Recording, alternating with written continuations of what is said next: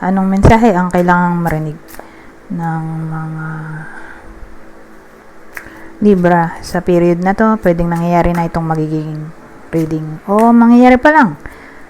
Kung hindi man para sa inyo itong magiging reading, di baka para sa someone na malapit sa inyo o kakilala nyo mismo. Baka may lumabas na gender mamaya, gawin nyo na lang energy, masculine at feminine energy. Pwede rin naman na wag nyo nang pansinin ang gender. Hindi ko masasabi kung anong magiging reading, kung positive ba o negative. Depende sa kung anong mapipick up ang energy. Walang masama kung papanoorin ang sun, moon at rising sign. Kasi baka alin man sa mga yan ay mag-resonate na sa sitwasyon nyo.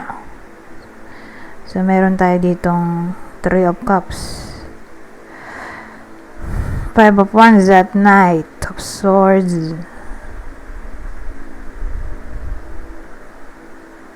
Alamin natin tong 3 of Cups. Kasi,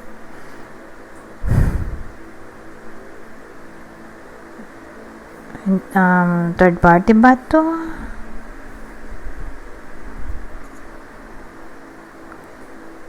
Pero kung ito lang,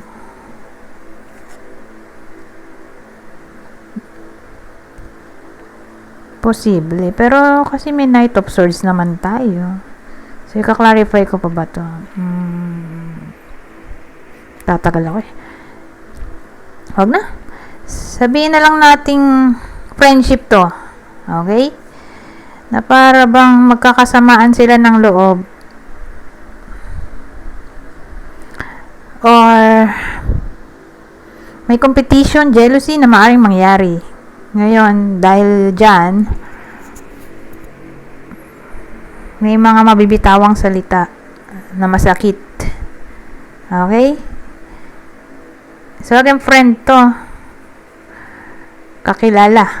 Friend, kakilala. Na para bang may competition kasi dito. Or conflict na maaaring mangyayari. Pero again, nandito tong Knight of Swords. May someone na magiging frank, walang preno sa pagsasalita. So, pag ganun, medyo tactless. So, pag tactless, sana natin na may mga mabibitawan na salita. Pwedeng sa side ng iba sa inyo o sa side ng friend na pwedeng maka-hurt ng feelings. So, ngayon, clarify natin to, sinong friend. Okay? Kasi hindi naman lahat ay tatamaan ng reading na to. Pero, eto, maglalagay tayo ng clue. Ito yung friend. Okay? Sagittarius, Scorpio, o Libra. Ngayon, itsura, mataba. So, alin man dito sa mga clue. Okay? Kunin nyo lang yung clue na sa tingin nyo ay fit sa sitwasyon nyo. Green eyes. So, whether natural to, green eyes, may lahi ba to? Or contact lens. Pero yung clue natin, pwede rin tumama sa nanonood. Okay? So, pwedeng yung clue natin tumama sa nanonood or dun mismo sa friend. Asian. Kapwa Asian. Anyways. Kung foreigner, siguro kapwa Asian. Kasi may iba na may friend, diba? Online. Baka foreigner. Who knows? So, again, kunin nyo lang yung clue na sa tingin nyo ay fit sa sitwasyon nyo. Or kung di man to tumama sa inyo, edi baka sa kakilala nyo. Ngayon, dito naman tayo sa susunod na deck. Teka, ayusin ko lang to. Itong mga ginamit ko.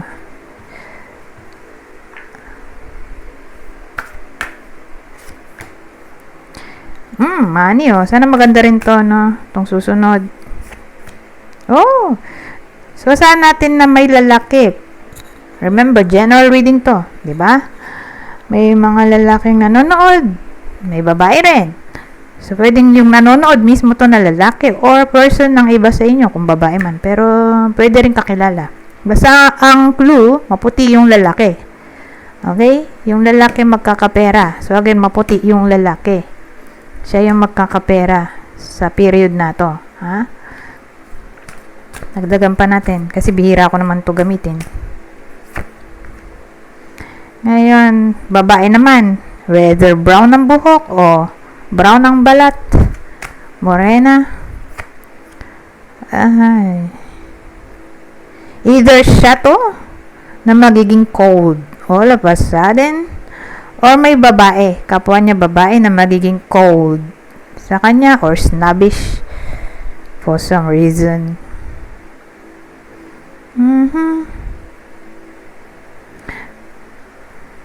Dagdagan pa natin. Ibang senaryo. Gifts. Work. Oh. So, may ka-workmate na maaaring magbigay ng gift sa iba sa inyo or baka kayo yung magbigay ng gift sa ka-workmate. Pwede rin kasing vice versa. So, saan natin ng gift giving na lang in general sa period na to between sa iba sa inyo at sa ka-workmate.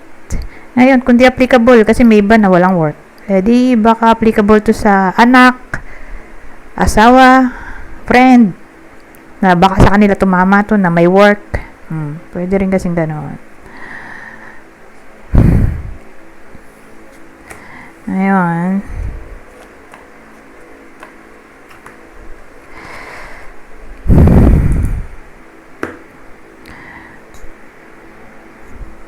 Kuha tayo ng ibang detalye ito.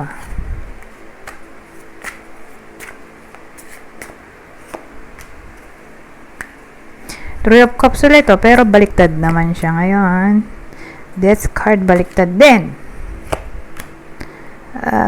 Bro, baliktad. The Lovers. Oh. Ito, kanina 'di ba sabi ko, baka friend, yung Three of Cups friend. Iniisip ko nga 'di ba kung third party o friend. Kaya lang nandoon yung Knight of Swords. Kaya sabi ko, mukha namang friendship. Kaya doon ako nagtuloy, 'di ba? Pero sa case na 'to, may clue na tayo. Tingnan nyo. Three of Cups plus the Lovers. Ano pa isipin? 'Di ba? Cheating 'yan. May cheating na maaaring mangyari or nangyayari na 'to. Ngayon, since baliktad yung death card, so ibig sabihin, mahirap ba makawala? Ganun ang dating. Mahirap makawala o mahirap maayos yung problem at ang problem ay cheating. Okay? Whether nangyayari na to o mangyayari pa lang. Ganun ang dating dito. Ngayon, maglalagay din tayo ng clue. So, ito yung possible partner. Ha? Sa reading na to, Pisces, isa sa fire sign, Aries, Leo, Sagittarius, Cancer. Okay? Yan yung possible partner.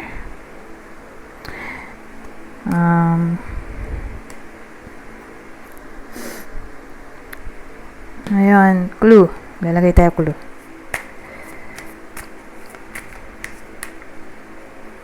So, again, kunin nyo lang yung clue na sa tingin nyo ay fit sa sitwasyon nyo. Pwedeng tumama sa inyo yung clue or sa partner nyo.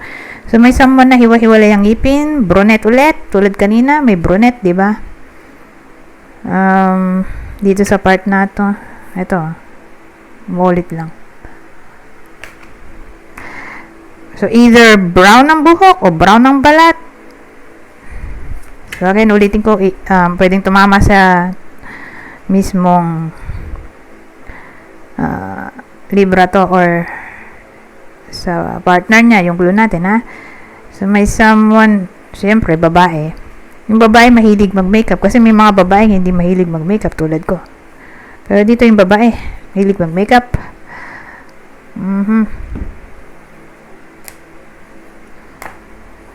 So, kunin nyo lang yung clue na sa tingin nyo fit sa sitwasyon nyo.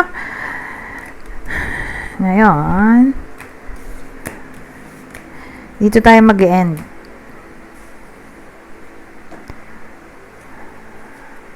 Ano pang masasabi nito?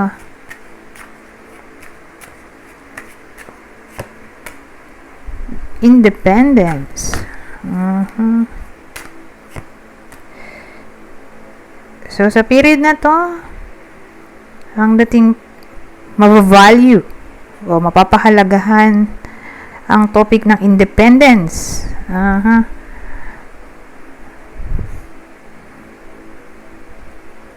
Whether matututunan to ng iba sa inyo or ito yung ituturo nyo sa kakilala nyo. Ang topic ng independence.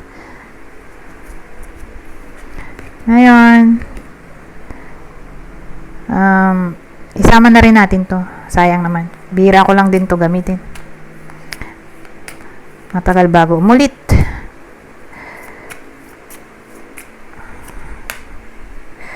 Oh.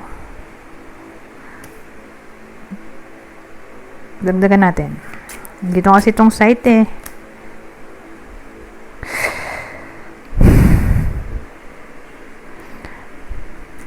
Kasi ang dating dito, halimbawa lang, may crush sila or nililigawan. Dito nalalabas yung sagot.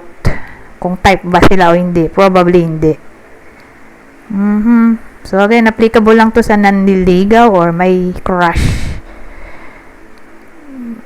Hindi sila type. Rejection na kasi ito eh. To feelings. Ito na yung answer.